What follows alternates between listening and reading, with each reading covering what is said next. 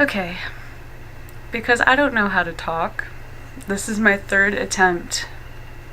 Okay, so I created a character called Princess Alma, an Arabic farm girl. And I have a Facebook page dedicated to her. I have art, I have so many passages, but I decided, because a lot of people don't like reading, and sometimes I get bored and I like to hear myself talk, I decided that I was going to tell her story to YouTube and the internet. So here we go.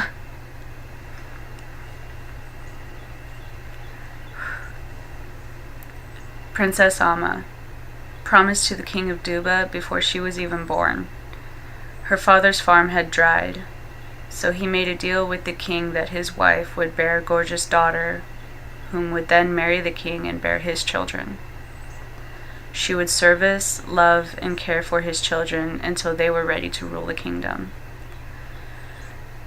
Alma was introduced to the king when she was about 15 years old. Even though she had fallen in love with the king's bravest soldier, Ahim, she could not be with him.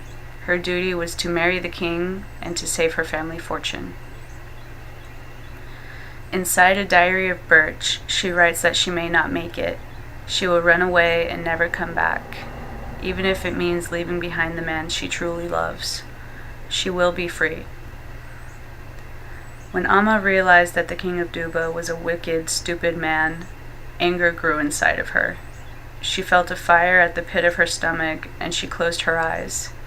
She almost saw the flames shoot up from her stomach to the bottom of her heart, through her blood and to her head.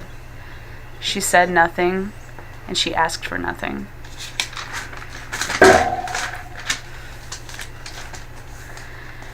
She would walk to the palace with hate. These walls make me sick, she would think to herself. She didn't really hate the walls, but they belonged to the king, and anything that belonged to the king made her sick, including herself.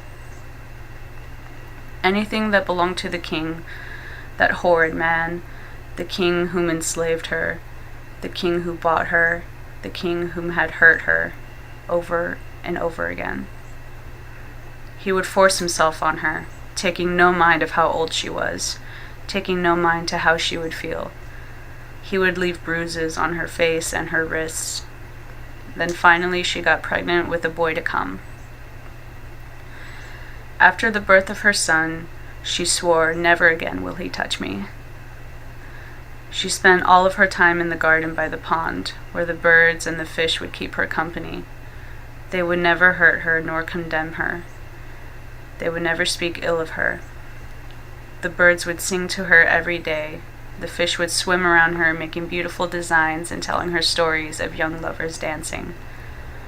The garden was the only place that she was safe. The king was allergic to pollen that the flowers gave off. If he were to touch them, sniff them, and/or drink their tea, his throat would swell and his temperature would raise to ungodly temperatures. Alma, as much as she hated the wretched king, could not bring herself to harm him. She thought about it many times. She just couldn't do it. So now she is stuck raising her son, the only thing that brings her joy, in the palace of an evil ruler. She is stuck until she can find a way to escape with her son without being detected. And everyone in the kingdom is friends with the king. She would have to find her own way out, by herself, with her son. Well, that wasn't as long as I thought it was going to be. That's the first passage, though, so I hope you enjoyed,